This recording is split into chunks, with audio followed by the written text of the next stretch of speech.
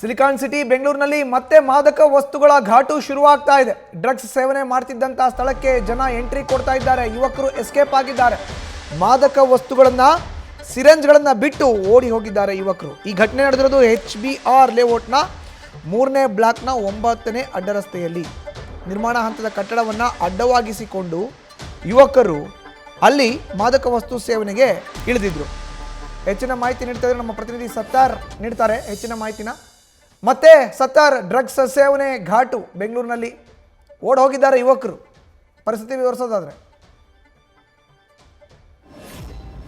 HBR ಲೇಔಟ್ನಲ್ಲಿ ನಡೆದಿರುವಂತಹ ಘಟನೆ ಇದು. ಆ ಯುವಕರು ಇಲ್ಲಿಯವರ ಹೊರ ರಾಜ್ಯದವರನ್ನು ಸಂಬಂಧಪಟ್ಟ ಹಾಗೆ ಸ್ಥಳೀಯರು ಈಗಾಗಲೇ ದೂರು ಕೊಡಲು ಕೂಡ ಮುಂದಾಗಿರುವಂತದ್ದು. ಈ ಬಗ್ಗೆ ಕ್ರಮ ಕೈಗೊಳ್ಳುವಂತ CM Siddaramaiah, DCM DK Shivakumar ಜೊತೆಗೆ ಬೆಂಗಳೂರು ಕಮಿಷನರ್ಗೂ ಕೂಡ ಇದೀಗ ದೂರು ಕೊಡಲು ಮುಂದಾಗಿದ್ದಾರೆ. ಈ ಹಿಂದೆ ಕೂಡ HBR ಲೇಔಟ್ನಲ್ಲಿ ಈ ರೀತಿಯಲ್ಲಿ ಮದ್ಯ ವ್ಯಸನಿಗಳಾಗಿರ್ಬೋದು ಅಥವಾ ಮಾದಕ ವ್ಯಸನಿಗಳು ಹಲವು ಅವಾಂತರ ಸೃಷ್ಟಿಯಾಗಿದ್ರು. ಅಲ್ಲಿರುವಂತಹ ಸ್ಥಳೀಯರಿಗೆ ತೊಂದರೆ ಕೊಡಬಹುದಾಗಿರ್ಬೋದು ಅಥವಾ ಅಲ್ಲಿ ನಡ್ಕೊಂಡು ಹೋಗ್ತಿರುವಂತಹ ವ್ಯಕ್ತಿಗಳಿಗೆ ತೊಂದರೆ ಕೊಡುವಂತಹ ಪ್ರಕರಣ ಕೂಡ ನಡೆದಿತ್ತು ಅನ್ನೋ ಮಾಹಿತಿಯನ್ನು ಸ್ಥಳೀಯರು ನೀಡ್ತಾ ಇದ್ದಾರೆ.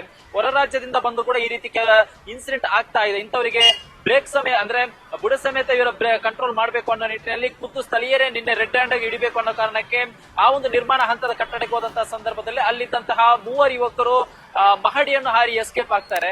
ಬಟ್ ಅಲ್ಲಿದ್ದಂತಹ ಒಂದಿಷ್ಟು ವಿಡಿಯೋವನ್ನು ಸೆರೆ ಹಿಡಿದಂತಹ ಸ್ಥಳೀಯರು ಈ ವಿಡಿಯೋ ಸಮೇತ ಈಗಾಗಲೇ ಕಮಿಷನರ್ ಕೂಡ ದೂರು ಕೊಡಲು ಮುಂದಾಗಿರುವಂತದ್ದು. ಮಧುಸೂದನ್, ಧನ್ಯವಾದ ಸತ್ತಾರ್ ನಿಮ್ಮ ಮಾಹಿತಿಗೆ.